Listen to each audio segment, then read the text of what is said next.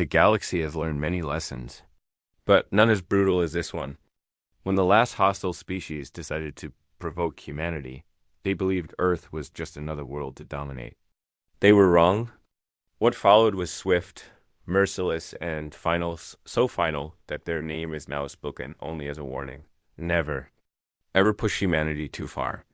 The discovery in the archives, the Great Archive, hung in the void between galaxies. A massive structure of crystalline towers and floating data.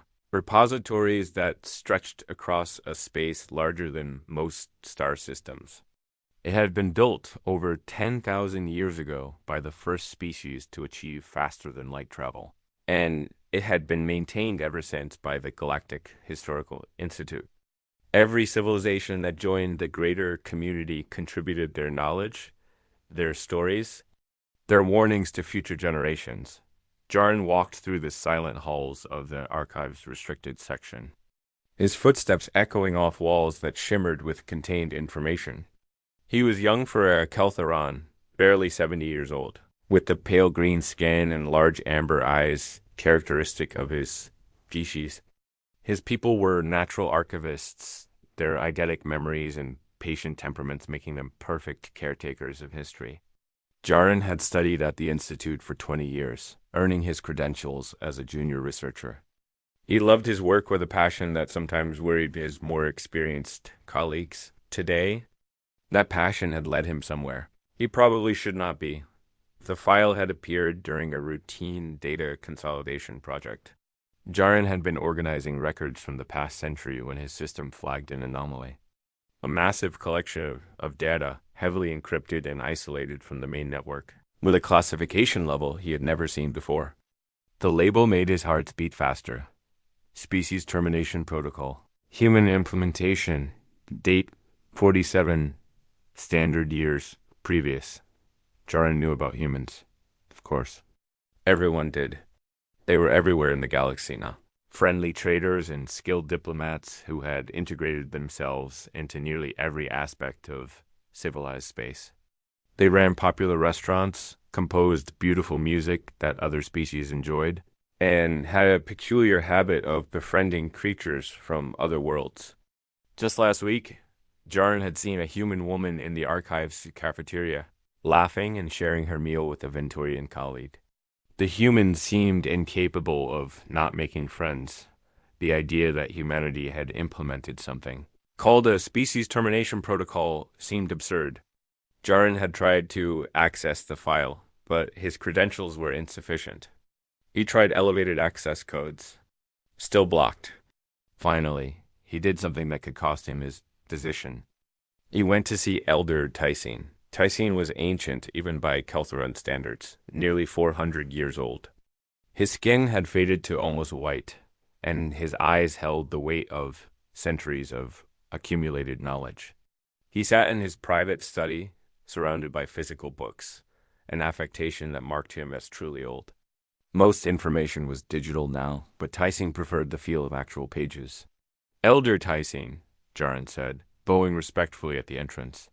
I apologize for the intrusion, but I have found something unusual. The old Keltheron did not look up from his book. You have found the Zathrine file. Jarin stopped mid-bow. You know about it? Of course I know about it. Tysine finally raised his eyes. They were tired, sad in a way that made Jarin uncomfortable. I helped seal it 47 years ago. I knew someone would eventually find it. I had hoped I would be dead before that happened. What is it? What are the Zathrine? Tysine corrected softly. What were the Zathrine? They do not exist anymore. Not a single one. He closed his book with a gentle thud. Sit down, young Jarin. If you have found that file, then you deserve to know the truth. You deserve to understand why every species in this galaxy treats humans with such careful respect. Jarin sat, his mind racing. I do not understand. Humans are kind. They are peaceful. I have never seen them be aggressive or threatening. No, Tysine agreed. You would not have. No one under 100 years old would have. The humans have been model citizens of the galactic community for nearly half a century. They contribute to every initiative, they share their resources freely, they even send aid to species they have never met. He paused. But there is a reason for that, Jaren. There's a reason why humanity works so hard to be good neighbors. What reason? Because they remember what they became, and they never want to become that again. Tyson stood slowly, his joints creaking with age. He walked to his window, looking out at the stars. The Zathrain were a warrior species.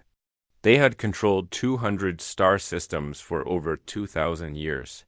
They were strong, proud, and utterly convinced of their own superiority. They believed that mercy was weakness, and that kindness was a disease that made species soft. Jarn listened, fascinated, despite his growing unease. The Zathrain looked at humanity and saw exactly what you see. Friendly traders. Emotional beings who cried at sad stories and laughed at simple jokes. They saw humans adopting alien pets and sharing their food with strangers.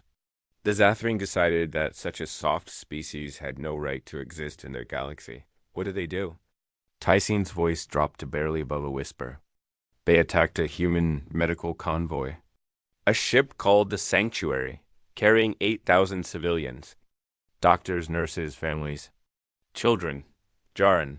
The ship was on its way to help a colony suffering from a plague outbreak. It was unarmed, broadcasting medical transponder codes, clearly marked with humanitarian symbols. Jaran felt his stomach twist. The Zathrain did not simply destroy the ship. They boarded it. They took their time. Tyson's hands trembled slightly. And they broadcast everything. Every act of cruelty, every plea for mercy that went unanswered. They sent the footage to every human world, to every species in the Galactic Council. Commander Rathok, the Zathrain who led the attack, gave a speech afterward. He said it was a lesson. He said weak species needed to understand their place. That is monstrous, Jaran breathed. Yes, it was. Tyson turned back to face him. The Galactic Council convened immediately. We tried to contact Earth, tried to offer support, tried to begin negotiations with the Zathrain for reparations. But the humans did not respond. Not to us, not to anyone. Every human ship in space turned around and went home. Every embassy closed. Every communication channel went silent. They were grieving. We thought so too at first. We gave them time. Days passed. Then weeks. The silence continued. Other species began to worry. The Thrender, who had known humans for 50 years, sent urgent messages. Nothing came back. It was as if humanity had simply vanished from the galaxy. Jarn leaned forward. What were they doing? Tyson's eyes met his, and Jarn saw something in them that made his blood run cold. Not anger. Not fear. Something worse. Pity. They were preparing, the elder said quietly. On the 30th day of silence, humanity sent one message. It went to every species, every world, every ship with a receiver. I was there when it came through. I will never forget it. What did it say? Tyson walked back to his desk and sat down heavily. It said, the species known as the Zathrain are no longer recognized as sentient beings under human law. They have no rights. They have no protections. They are a problem that requires a solution. This is not a declaration of war. Wars end. What follows will not end until the problem is solved completely. The room fell silent. Jarn could hear his own heart's beating. That was 47 years ago, Tyson said. 14 months later, the Zathrain ceased to exist. Not defeated. Not conquered. Erased. 23 billion beings. 200 star systems. Thousands of years of history and culture gone, as if they had never been. Jarn struggled to find words. But how? How could humanity do that? Tyson smiled, but there was no happiness in it. That, young Jarn, is what I will tell you next. And when I'm finished, you will understand why the file remains sealed. Why every species that knows this story has agreed never to speak of it publicly. And why, despite everything humans have done to be our friends, we will never ever give them reason to make that choice again. He opened a drawer and pulled out a data crystal. Its surface marked with the same symbols Jarn had seen on the encrypted file. Are you certain you want to know? Once you hear this story, you will never see humans the same way again. Jaren hesitated only a moment. Then he nodded. Very well, Tyson said, inserting the crystal into his reader. Let me tell you about the 14 months when humanity stopped being kind. The Zathling's mistake and humanity's response. The holographic display flickered to life above Tyson's desk, showing a star map of a region of space that Jaren did not immediately recognize. Red markers indicated Zathrine territory, a vast swath of 200 systems arranged in a rough sphere. Blue markers showed human space, smaller but densely populated, sitting adjacent to the Zathrine border. The Zathrine Empire had existed for 2 millennia, Tyson began, manipulating the display to show historical data. They were not the largest power in the galaxy, but they were formidable. Their entire culture was built around a philosophy called the Doctrine of Strength. They believed the universe rewarded power and punished weakness. Any species that could not defend itself deserved whatever fate befell it. Jaren watched as the display showed the expansion of Zathrine territory over centuries. Each conquered system marked with a date and a casualty count. They had subjugated 17 different species over their history. Some they absorbed into their empire as servant classes. Others they simply eliminated when resistance proved too troublesome. The Galactic Council had tried for centuries to moderate their behavior, but the Zathrine always stayed just within the boundaries of acceptable conduct. They never attacked council members directly. They never disrupted major trade routes. They were careful predators. The display shifted, showing a different view now. A peaceful solar system with a yellow sun and 7 planets. The third planet glowed with the markers of heavy colonization. This was the Tinara system. 47 years ago, a plague broke out on Tinara 3. Colonists there, a mix of human and Valyrian settlers, sent out a distress call. The plague was fast-moving and deadly, but it was also treatable if proper medical supplies could reach them quickly. Earth responded immediately. A new image appeared. A massive vessel, white with red crosses, emblazoned on its hull. The name Sanctuary gleamed along its side in 5 different languages. The Sanctuary was a hospital ship, one of humanity's largest.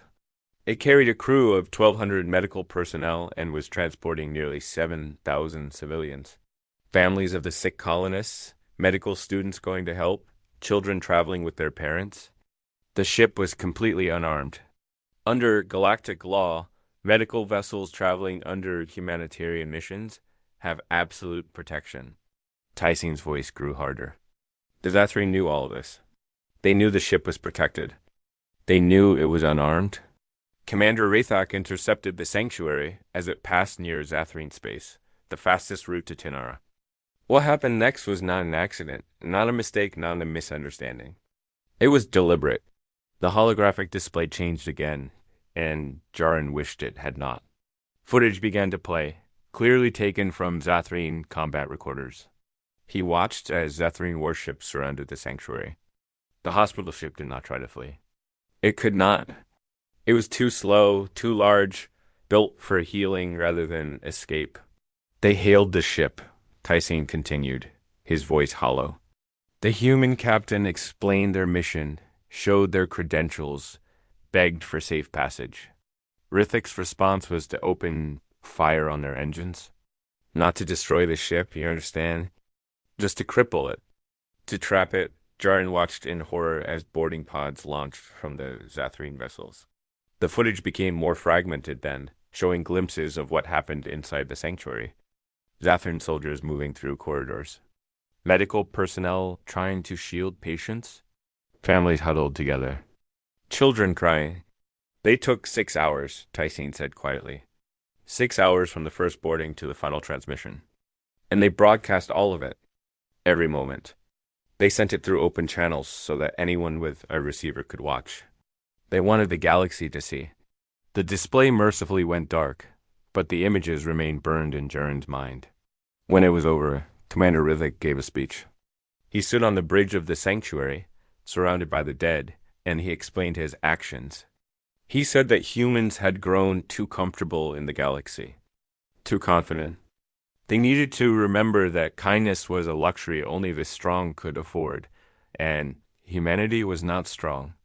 He said this was a lesson, a reminder of the natural order. Jaren found his voice, though it shook. The council must have responded. The Zathrine violated every law, every treaty. Oh, we responded, Tyson said bitterly. Emergency sessions were called. Sanctions were proposed. Diplomatic missions were organized. We tried to contact Earth immediately to offer our support to coordinate a response. But humanity did not answer. The star map reappeared, this time showing movement. Blue markers, human ships, began converging. Every vessel in human space, military and civilian alike, started moving inward toward their core worlds. At first, we thought they were gathering for defense, preparing in case the Zathrine attacked again. But days passed, and the silence continued. No messages. No calls for help. No angry demands for justice. Nothing. It was unnatural. Species do not react that way to attacks. There should have been outcry, grief, rage expressed through proper channels. Tyson manipulated the display, showing the timeline. On day 5, the Thrender ambassador, a woman named Selith, who had lived on Earth for 20 years, managed to land a shuttle near a human settlement. She walked to the nearest town, hoping to speak with someone to understand what was happening. She said the streets were empty. No one was outside. Every building had its windows covered. When she finally found someone, a human woman she had known for years, the woman looked at her with eyes that Selith said were completely empty. The woman said only 3 words, "Please leave now." The display showed more data. Human industrial output spiking dramatically. Energy consumption increasing exponentially. Resources being redirected on a massive scale. We finally understood on day 12. Intelligence reports from ships passing near human space reported something impossible.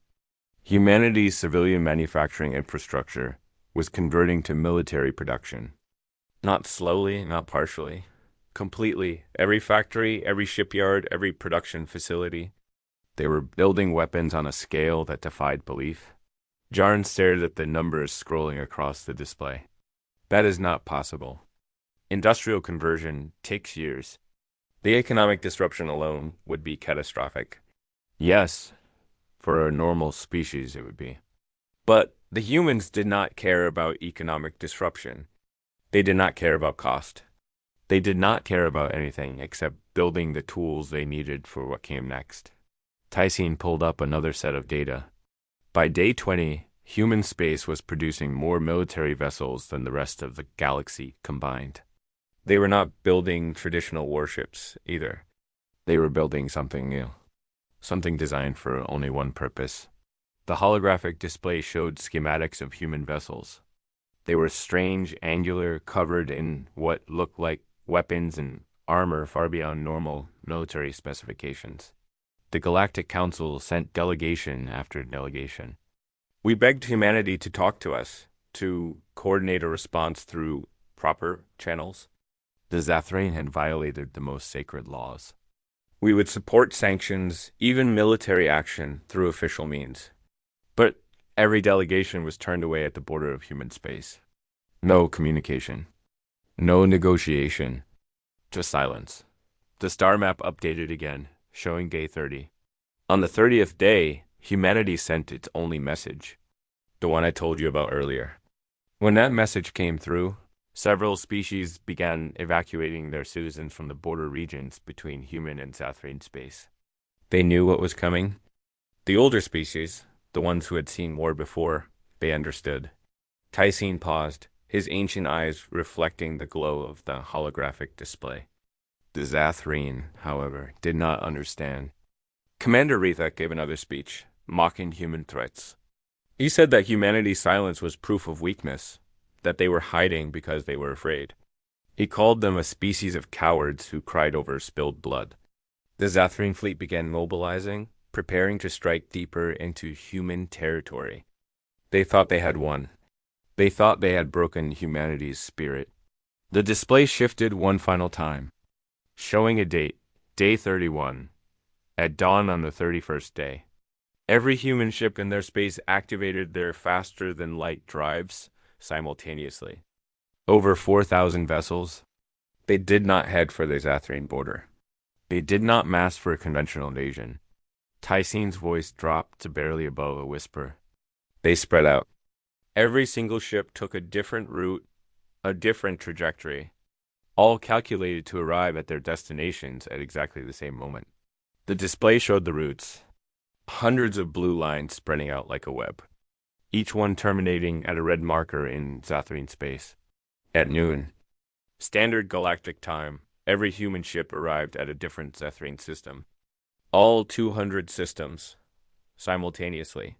The Zathrine had been expecting an attack on their border, a conventional war they could fight and win. Instead, they woke up to find human ships above every world they controlled. Above their homeworld, their colonies, their industrial centers, their military bases, everywhere, all at once. Jarn felt his breathing quicken. That kind of coordination, that kind of precision, it is impossible. Yes, Tycene agreed. It should be. But humanity did it anyway. And then they sent one more message. Just 2 words, broadcast across all Zathrine territory. The holographic display showed the message in harsh, simple text. Nitrogen monoxide mercy. That was when the galaxy learned what humans truly were, Tycene said softly. That was when we discovered that their kindness, their compassion, their gentle nature, all of it was a choice. A choice they had made. And the Zathrine had forced them to choose differently. He looked at Jarn with eyes that had seen too much. What came next lasted 14 months. 14 months that changed everything. 14 months that taught every species in the galaxy a lesson we will never forget.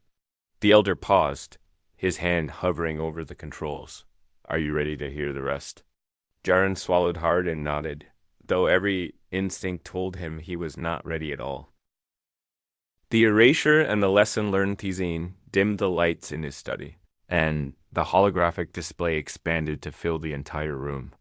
Jarn found himself surrounded by tactical data, casualty reports, and timeline markers that stretched across 14 months of systematic destruction.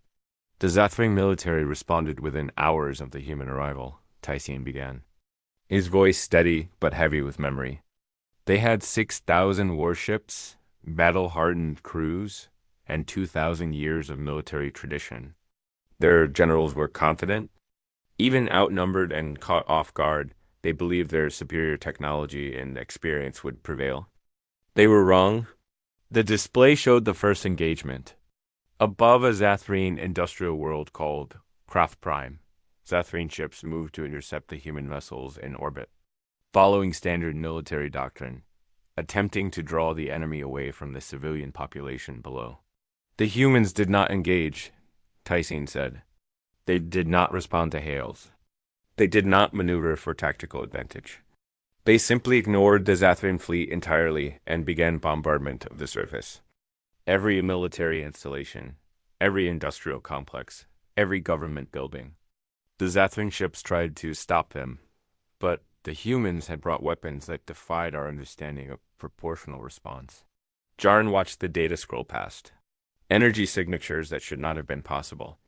Weapons that consumed entire city blocks in seconds. The Zathrine fleet at Crath Prime was destroyed, but not before sending desperate transmissions describing what they were seeing. This pattern repeated across all 200 systems on the first day.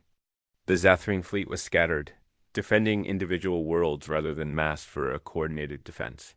The humans had planned for this.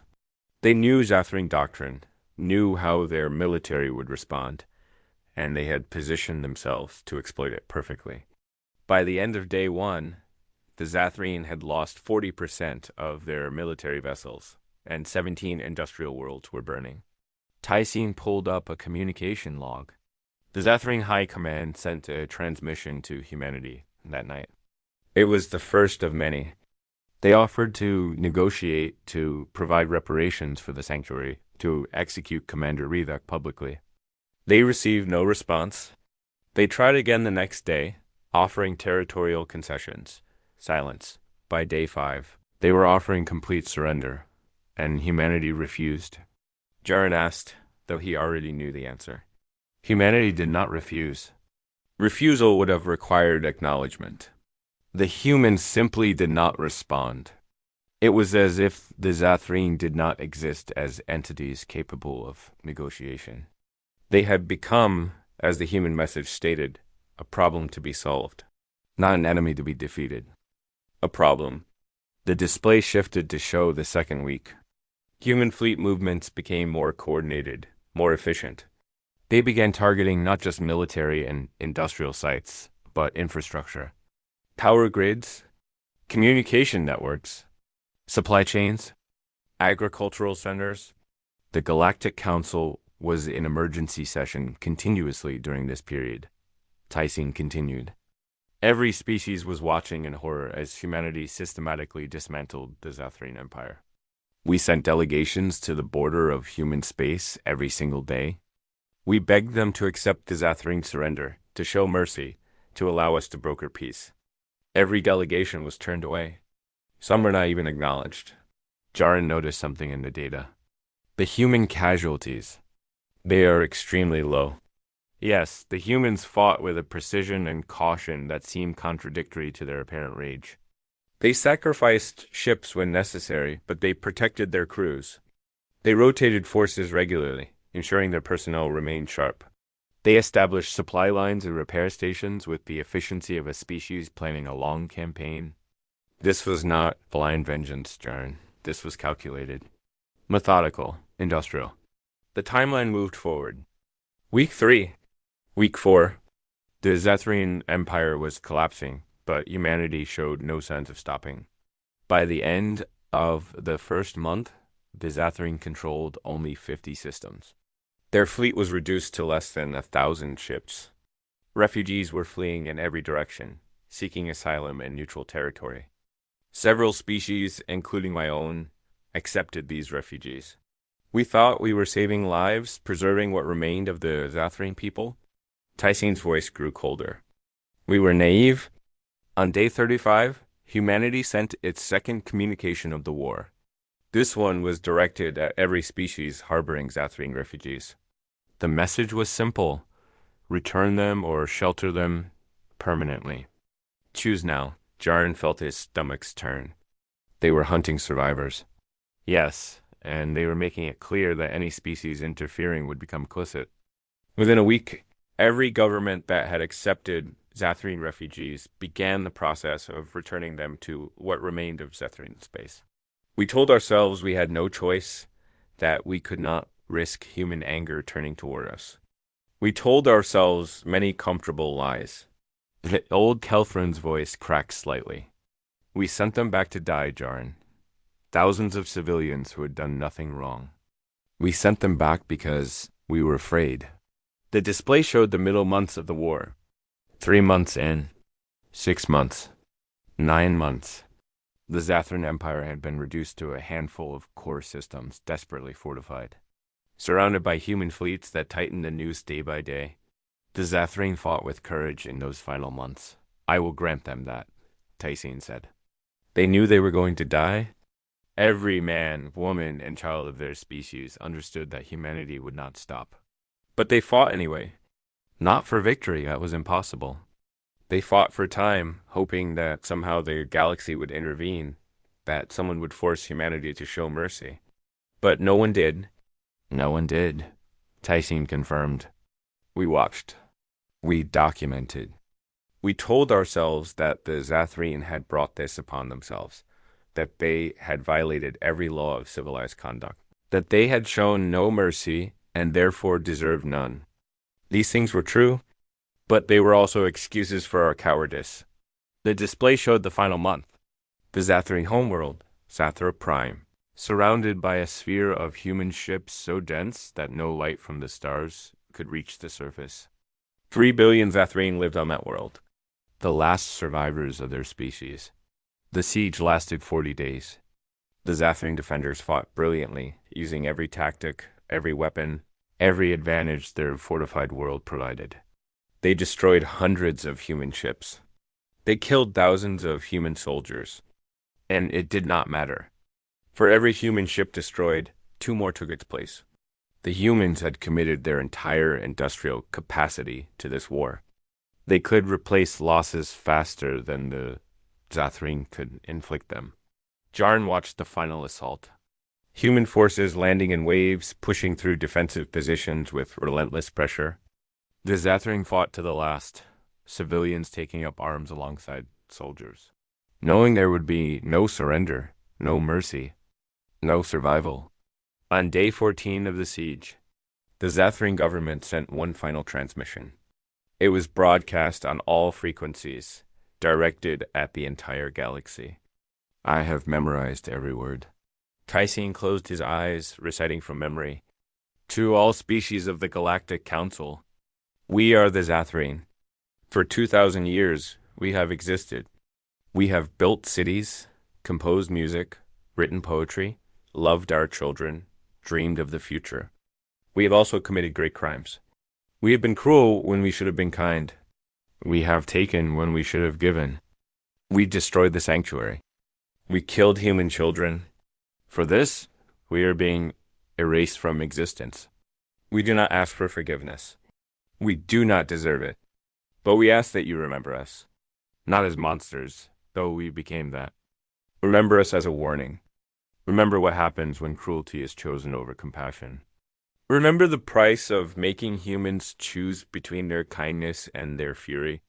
We die now, all 3 billion of us, and we take with us this final message. Guard humanity's kindness. Treasure it. Protect it. Because if you ever force them to abandon it, they will do to you what they have done to us. They will erase you so completely that it will be as if you never existed. The room was silent for a long moment. Then Tyson opened his eyes and continued. The Zathreen homeworld fell 6 hours after that transmission. The human forces were thorough. Every military installation, every government building, every data repository, every genetic archive. They did not simply conquer Zathroprime. They sterilized it. The display showed the aftermath. Empty cities, silent streets. Not a single Zathreen remained alive. But humanity did not stop there. For 3 more months, human teams moved through every former Zathreen system. They found survivors hiding in remote outposts, in underground bunkers, in abandoned space stations. They found genetic samples preserved in research facilities. They found cultural artifacts in museums across the galaxy, and they destroyed all of it. Jarn felt numb. Why? Why destroy their history, their culture? The people responsible were already dead. Because humans do not do things halfway, Tyson replied. When they choose kindness, they are the kindest species in the galaxy. They will give everything to help strangers. They will cry for people they have never met. They will sacrifice themselves for causes that do not benefit them at all. But when they choose the opposite, when they are forced to become something else, they are equally absolute. The Zathreen had to be removed completely. Not defeated. Not punished. Removed. As if they had never been. The display showed the final tally. 23 billion Zathreen. Gone. Every genetic trace. Every historical record. Every piece of art and literature. All destroyed. On day 423, humanity sent its third and final communication of the war. Just one word. Finished. Then their fleets began returning home. They left the former Zathreen systems empty. They claimed no territory, took no resources, established no colonies. They simply left, returning to their own space as if nothing had happened. Tyson closed the display, and normal lighting returned to the study. Jarn sat in stunned silence, trying to process everything he had witnessed. Within a year, humanity had resumed normal diplomatic relations, Tyson continued. Their ambassadors returned to the council. Their trade ships resumed their routes. They were friendly, helpful, kind. They never spoke of Zathreen.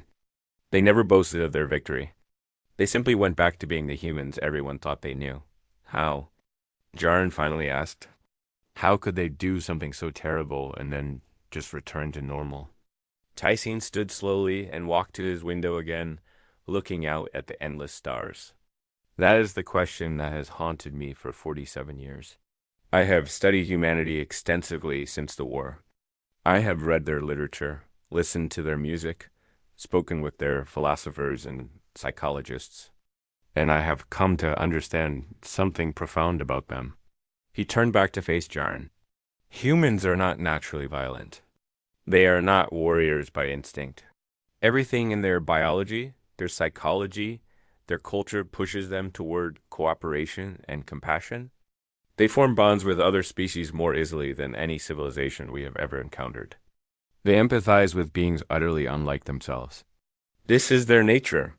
But humans also have something else, something unique. They have the capacity to override their nature through choice. They can decide to become something different, something necessary, no matter how terrible it is. And once they make that choice, they commit to it absolutely. Tyson returned to his chair. The humans who fought the Zathreen were not monsters. They were ordinary people who made an impossible choice. They chose to become what they needed to become to ensure that what happened to the sanctuary would never happen again. They paid the psychological cost of that choice, carried the weight of what they did, and when it was over, they chose to return to being kind. Because that is who they really are. Jaren shook his head. But the galaxy allows them to remain? Allows them to be part of the council after committing genocide? The galaxy understands now what it did not understand before. Human kindness is not weakness. It is extraordinary strength. It takes far more power to choose gentleness when you are capable of such destruction than it does to simply be destructive. Every species now knows that humanity's friendliness, their compassion, their tears, these are not signs of softness. They are choices. Choices humans make every single day. The old Keltheron fixed Jaren with an intense stare. Do you know what happened 20 years after the Zathreen War? A young species called the Dovathi proposed a preemptive strike against humanity. They argued that a species capable of total genocide was too dangerous to exist. They brought their proposal to a secret council session. What happened? 43 species, including former rivals of humanity, immediately offered to defend human space against any attack. The Dorvathi withdrew their proposal within hours and issued a formal apology. Their government fell shortly after, because every species understood the real lesson of the Zathreen War. It was not that humans are dangerous. It was that humans can be pushed into becoming dangerous, and the responsibility lies with those who do the pushing. Tyson stood and placed a hand on Jaren's shoulder. That is why the file remains sealed. Not to hide humanity's crime, but to protect humanity's choice. They have chosen to be our friends, our partners, our allies. They have chosen kindness over cruelty, cooperation over conquest. And it is our responsibility, the responsibility of every species in this galaxy, to ensure they never have reason to choose differently. Jaren looked at the data crystal sitting on the desk, containing the complete history of the Zathreen extinction. What do I do now? Knowing this, you do what I have done. You remember, you understand, and you help ensure that the galaxy treats humanity with the respect and care they deserve. Not because we fear them, though perhaps we should, but because they have earned it by choosing every single day to be better than they could be.